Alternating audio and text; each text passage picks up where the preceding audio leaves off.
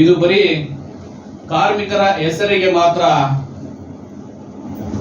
ಕಾರ್ಮಿಕರ ದಿನಾಚರಣೆ ಆಗಬಾರದು.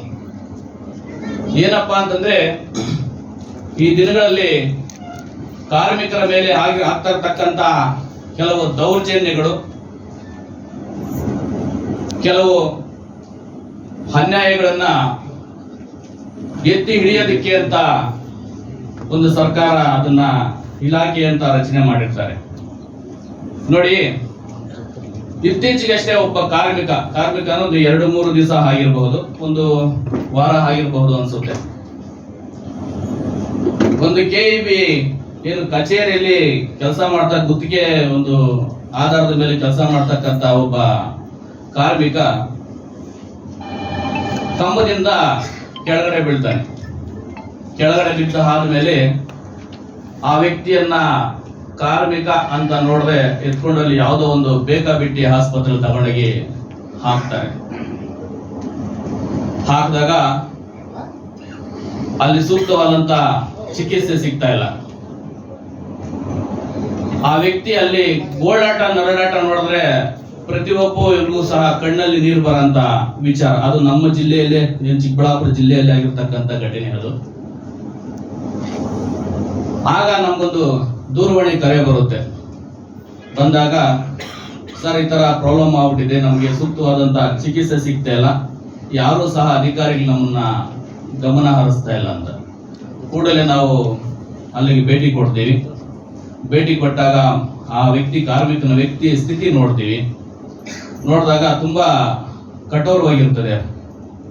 ಆಗ ಸಂಬಂಧಪಟ್ಟಂತ ಏನು KEB ಅಧಿಕಾರಿಗಳಿಗೆ ಬಂದು ನಾವಲ್ಲಿ ಕೂಡಲೇ ಅವ್ರನ್ನ ಮಾತಾಡ್ತೀವಿ. ಅವ್ರು ಮಾತಾಡಿದಾಗ ಅವ್ರು ಹೇಳ್ತಾರೆ, ನಮಗೂ ಇದಕ್ಕೆ ಸಂಬಂಧ ಇಲ್ಲ, ಗುತ್ತಿಗೆದಾರಿಕೆವಾಗಿ ಅವ್ರು ಕೆಲಸ ಮಾಡ್ತಕ್ಕಂಥದ್ದು, ಆ ಗುತ್ತಿಗೆ ತಗೊಂಡಿರ್ತಕ್ಕಂಥ ವ್ಯಕ್ತಿಗಳು ಇದನ್ನ ನೋಡ್ಬೇಕಾಗಿರ್ತದೆ ಅಂತ ಹೇಳ್ತಾರೆ. ಆದ್ರೆ ಆ ಕಾರ್ಮಿಕ ಕೆಲಸ ಮಾಡ್ತಾ ಇರೋದು ಯಾವ ಇದರಲ್ಲಿ, ಆ ಕಾರ್ಮಿಕ ಕೆಲಸ ಮಾಡ್ತಾ ಇದ್ದಾರೆ ಯಾವುದು KEBಗೆ ಬರ್ತಕ್ಕಂಥ ಏನು KEBಗೆ ಬರ್ತಕ್ಕಂಥ ಕೆಲಸನೇ ಆ ವ್ಯಕ್ತಿ ಮಾಡ್ತಕ್ಕಂಥದ್ದು.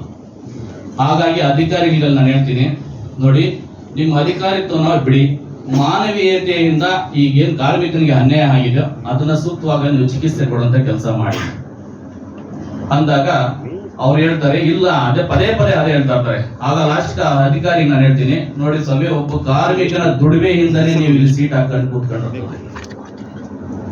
ಏನ್ರಿ, ಕಾರ್ಮಿಕ ದುಡಿತಾ ಇದ್ದಾನೆ, ಆ ದುಡಿಮೆಯಿಂದನೇ ನಿಮ್ಗೆ ಇಲ್ಲಿ ಈ ಸೀಟ್ ಕೂತಿರ್ತಕ್ಕಂಥ ಒಂದು ಪದವಿ, ಅದಕ್ಕೆ ನೀವು ಒಬ್ಬ ಅಧಿಕಾರಿ. ಆ ಕಾರ್ಮಿಕನಿಗೆ ಸೂಕ್ತವಾದ ಚಿಕಿತ್ಸೆ ಸಿಗ್ತಾ ಇಲ್ಲ ಅಂತ ಮೇಲೆ ಅಧಿಕಾರಿ ನೀವೇನ್ಕಿದ್ರೆ ಇಲ್ಲಿ ಅಂತೂ ಒಂದು ಇದ್ರ ವಿಚಾರವಾಗಿ ನಾವು ದೊಡ್ಡದಾಗಿ ಧ್ವನಿ ಎತ್ತಬೇಕಾಗುತ್ತೆ ಅಂತ ಕೇಳಿ ವಾರ್ನ್ ಮಾಡಿದ ಕೂಡಲೇ ಸಂಬಂಧಪಟ್ಟಂತವ್ರು ಇಮಿಡಿಯೇಟ್ಲಿ ಬಂದು, ಏನು ಜಿಲ್ಲಾ ಆಸ್ಪತ್ರೆ ಯಾವ ವ್ಯಕ್ತಿ ಇದ್ರು, ಜಿಲ್ಲಾ ಆಸ್ಪತ್ರೆ ಸ್ಟೇಟ್ಮೆಂಟ್ ಏನ್ ಬಂದಿತ್ತು ಅಂದ್ರೆ, ಇಲ್ಲ ರೆಸ್ಟ್ ತಗೊಂಡ್ರೆ ಸಾಕು ಅಂತ ಜಿಲ್ಲಾ ಆಸ್ಪತ್ರೆ ಸ್ಟೇಟ್ಮೆಂಟ್ ಬಂದಿದೆ.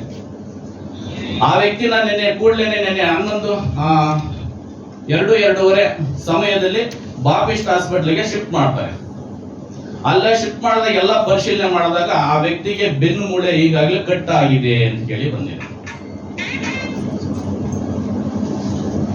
ಬೆನ್ನು ಮೂಳೆ ಕಟ್ ಆಗಿದೆ ಅಂತ ಹೇಳ್ಬಿಟ್ಟು ಈಗ ಚಿಕಿತ್ಸೆ ಕೊಡ್ತಾ ಇದ್ದಾರೆ.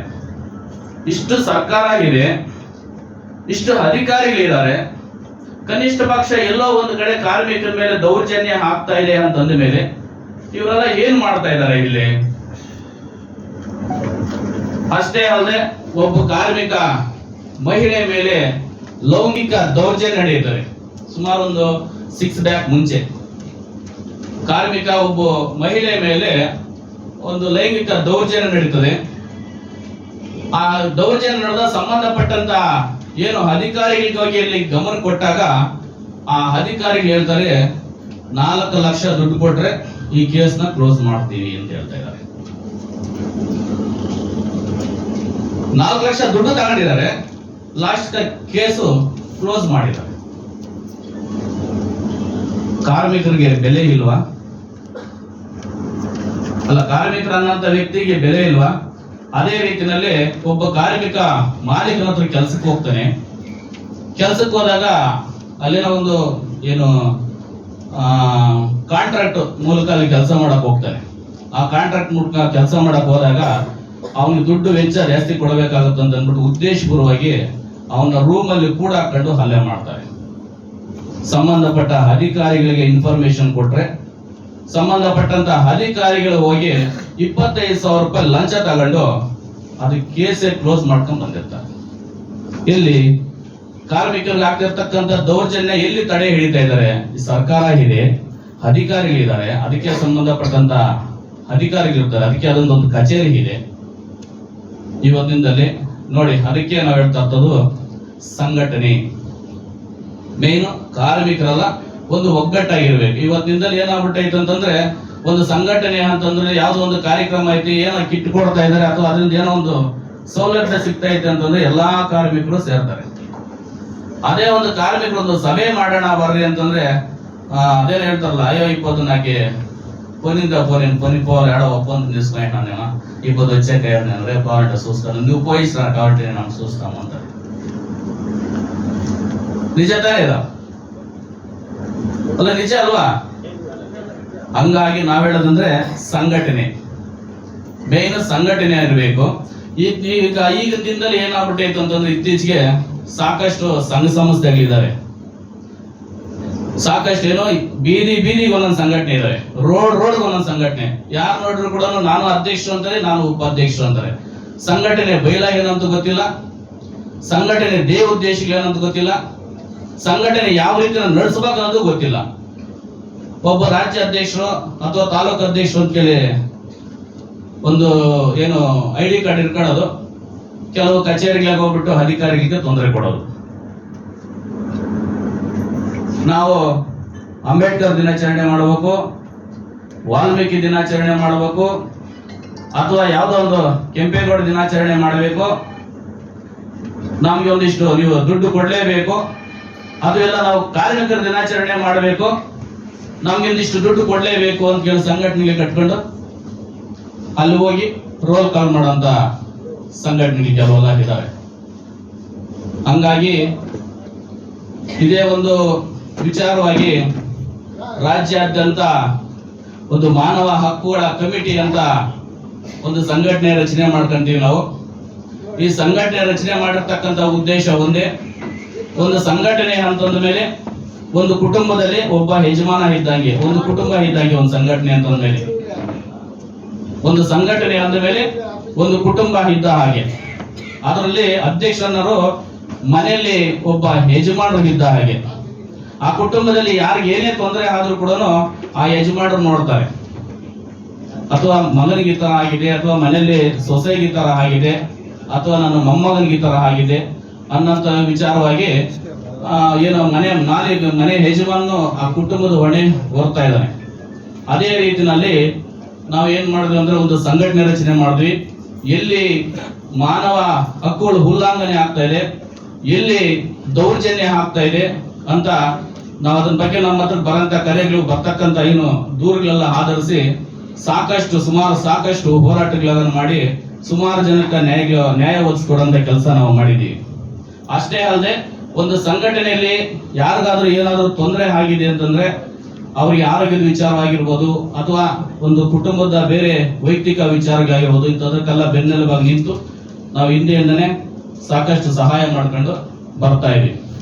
ಹಂಗಾಗಿ ಸುಮಾರು ಒಂದು 16-17 ವರ್ಷಗಳಿಂದನೇ ಸಾಕಷ್ಟು ಮಾಡ್ಕೊಂಡು ಬರ್ತಾ ಇದೀವಿ. ಈಗ ಒಂದು ದೊಡ್ಡ ಮಟ್ಟದಲ್ಲಿ ಏನು ನಮ್ಮ ಕಾರ್ಮಿಕರಿಗಂತಾನೆ ಒಂದು ಯೋಜನೆ ಬಿಟ್ಟಿದೀವಿ ನಮ್ಮ ಕಡೆ ಒಂದು ಸಂಘಟನೆಯಿಂದ. ಯಾರು ಮನೆ ಇಲ್ವೋ, ಯಾರು ಕಡು ಬಡತನದಲ್ಲಿ ಯಾರು ಇದಾರೋ ಅಂತವರಿಗೆ ಒಂದು ಏನು ಸೂರು ಕಲ್ಪಿಸ್ಕೊಡುವಂತ ಕೆಲಸ ನಾವು ಮಾಡಿದ್ವಿ. ಚಿಕ್ಕಬಳ್ಳಾಪುರ ಜಿಲ್ಲಾದ್ಯಂತ 10,000 ಮನೆ ಉಚಿತವಾಗಿ ಏನು ಮೀಟರ್ ಕೊಡುವಂತ ಕೆಲಸ ನಾವು ಮಾಡಿದ್ವಿ. ಹೀಗಾಗಿ ಚಿಂತಾಮಣಿ ತಾಲೂಕಿಂದ ಸುಮಾರು ಒಂದು 1000 ಚಿಲ್ಲರೆ ಅರ್ಜಿಗಳು ಬಂದಿದ್ದಾವೆ. 1000 ಚಿಲ್ಲರೆ ಬಂದಿದೆ. ಇವತ್ತು ದಿನದಲ್ಲಿ ಒಂದು 20 ಮನೆಗೆ ನಾವು ಮೀಟರ್ ಬಿಡುಗಡೆ ಮಾಡ್ಬೇಕು ಅನ್ಕೊಂಡ್ವಿ.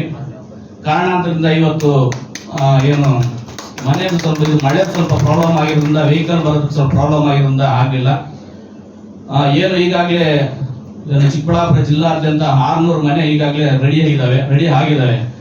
ಏನು 900 ಅಥವಾ 1000 ಇಟ್ಟಿಗೆ ಆಲೂ ಬ್ರಿಕ್ಸ್ ಸಿಮೆಂಟ್ ಇಟ್ಟಿಗೆ ಕೊಡ್ತಾ ಇದೀವಿ, 25 ಮೂಟೆ ಸಿಮೆಂಟ್ ಕೊಡ್ತಾ ಇದೀವಿ, ಆಮೇಲೆ ಒಂದು ಕಿಟಕಿ ಕೊಡ್ತಾ ಇದೀವಿ ಕಬ್ಬಿಣದ, ಒಂದು ಡೋರ್ ಕೊಡ್ತಾ ಇದೀವಿ, ಮೇಲೆ ಕಬ್ಬಿಣದ ಶೀಟ್ ಕೊಡ್ತಾ ಇದೀವಿ, 5 ಟನ್ ಎಂಸೆಂಟ್ ಕೊಡ್ತಾ ಇದೀವಿ.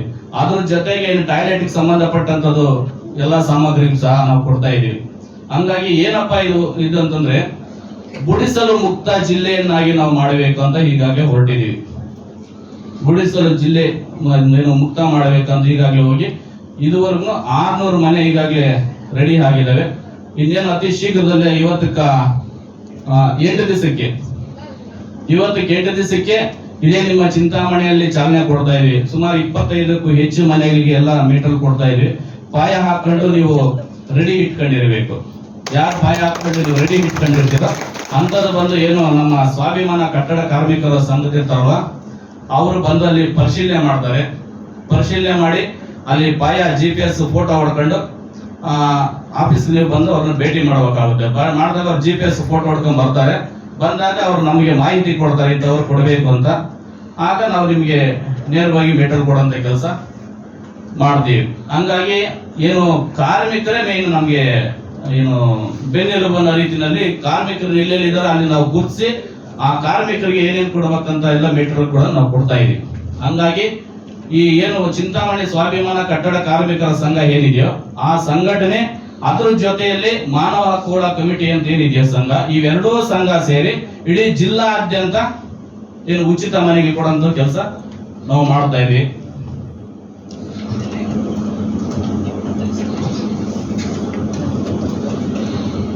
ಅಷ್ಟೇ ಅಲ್ಲದೆ ಏನು ಈ ಹಿಂದೆ ಸಾಕಷ್ಟು ಹೆಣ್ಣುಮಕ್ಳು ಕಾರ್ಮಿಕರ ಹೆಣ್ಮಕ್ಳಿಗೆ ಏನಾದ್ರು ಮದುವೆ ಮಾಡ್ತಾ ಇದ್ರ ಮಕ್ಕಳಿಗೆ ಅಂತಂದ್ರೆ ಅವರಿಗೆ ಒಂದು ಚಿನ್ನದೊಂದು 5 ಗ್ರಾಮ್ ಅಂತ ತಾಳಿ, ಕಾಲು ಉಂಗುರ, ಮತ್ತೆ ಬಟ್ಟೆ, ಅವ್ರಿಗೆ ಏನೇನ್ ಬೇಕು ಬಟ್ಟೆ, 2000 ಜನಕ್ಕ ಬಗೆಯ ಊಟದ ವ್ಯವಸ್ಥೆ ಅದು ಸಹ ಸಿಗ್ತಾ ಇದೆ.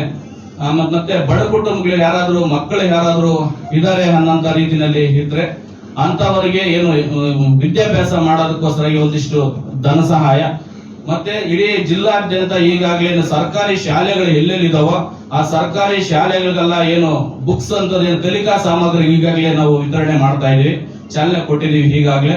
ಅಷ್ಟೇ ಅಲ್ಲದೆ ಏನು ಸರ್ಕಾರಿ ಶಾಲೆಯಲ್ಲಿ ಓದಿರ್ತಕ್ಕಂತ ಮಕ್ಕಳಿಗೆ ಉಚಿತವಾಗಿ ಒಂದು ದಿವಸ ಪ್ರವಾಸಕ್ಕೋಸ್ಕರಾಗಿ ಎಲ್ಲಾ ಸರ್ಕಾರಿ ವಾಹನಗಳನ್ನು ಕೂಡ ಪ್ರವಾಸಕ್ಕಂತ ಮಕ್ಕಳ ಜೊತೆಲಿ ಅವ್ರ ತಂದೆ ತಾಯಿ ಸಹ ಪ್ರವಾಸ ಹೋಗಂತ ಏನು ಇದ್ ಮಾಡ್ಕೊಡ್ತಾ ಇದೀವಿ. ಬಟ್ ಇನ್ನು ಸಾಕಷ್ಟು ಇದಾವೆ. ಈಗಾಗಲೇ ಇನ್ನು ಅಧಿಕಾರಿಗಳು ನಮ್ಮ ಇವರೆಲ್ಲ ಇದ್ದಾರೆ, ಇನ್ನು ತುಂಬಾ ಇದಾವೆ. ಹಂಗಾಗಿ ನಿಮ್ಗೆ ಈ ಸೌಲಭ್ಯ ಬೇಕನ್ನಂತ ಇತ್ತಂದ್ರೆ ನೀವು ನೇರವಾಗಿ ಬಂದು ನಮ್ಮ ಸ್ವಾಭಿಮಾನ ಕಟ್ಟಡ ಕಾರ್ಮಿಕರ ಸಂಘದವ್ರನ್ನ ಭೇಟಿ ಮಾಡ್ರಿ. ಅವ್ರ ಹತ್ರ ಬಂದು ಏನು ಕಾರ್ಮಿಕರಿಗೆ ಏನೇನು ಅನುಕೂಲಗಳಿದಾವ ಅಂತ ಹೇಳಿ ಸರ್ಕಾರದ ಅನುದಾನಗಳ ಜೊತೆಲಿ ಈ ನಮ್ಮ ಸಂಘಗಳಿಂದ ನಾವು ಇದನ್ನೆಲ್ಲ ಮಾಡ್ತಾ ಇದೀವಿ. ನೀವು ಬಂದು ಅವ್ರನ್ನ ಭೇಟಿ ಮಾಡಿ ನಮ್ಮ ಕಡೆಯಿಂದ ಏನೇನ್ ನಿಮ್ಗೆ ಸೌಲಭ್ಯ ಸಿಗ್ತದೆ ಅನ್ನೋದೆಲ್ಲ ಪ್ರತಿಯೊಂದು ಇದೆ. ಅದನ್ನ ನೀವೆಲ್ಲರೂ ಪಡೆದುಕೊಳ್ರಿ ಅಂತ ಈ ಸಮಯದಲ್ಲಿ ಹೇಳಕ ಇಷ್ಟಪಡ್ತಾ ಇದ್ದೀನಿ. ಅವಕಾಶ ಮಾಡತಕ್ಕಂತ ಎಲ್ಲರಿಗೂ ವಂದನೆಗಳನ್ನು ಹೊಂದಿಸುತ್ತಾ 5-3 ಮಾತನ್ನ ಮುಗಿಸ್ತಾ ಇದ್ದೀನಿ. ಜೈ ಹಿಂದ್, ಜೈ ಕರ್ನಾಟಕ.